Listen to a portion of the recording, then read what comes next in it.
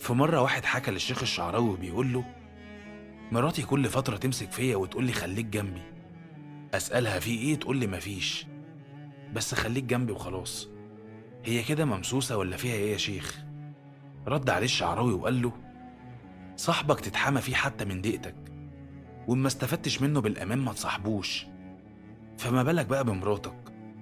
في فيلم الأنجلينا جولي صحيت من النوم وهي صوتها مكسور، وقالت لحبيبها اللي كان بيجهز عشان عنده ميعاد: أنا مش بخير، ممكن تحبني النهاردة أكتر؟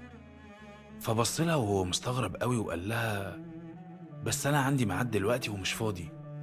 وبعدها سابها ومشي وراح المشوار بتاعه.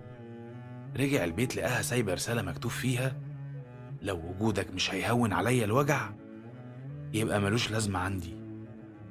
الخلاصة: في أيام كده بنصحى فيها مش كويسين، أو بنحس إننا خايفين ولوحدنا، ومشاعرنا بتبقى مضطربة، وبنبقى عايزين حد يحضننا قوي، حد نستخبى فيه.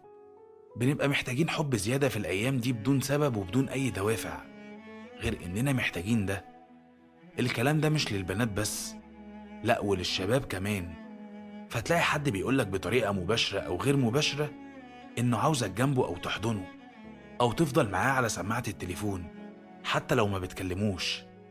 ما تفكرش إنه تافه أو بيضيع وقتك أو حتى مجنون. فكر بس إنه بيحبك أوي لدرجة إنه شايف أمانه وضياع خوفه في وجود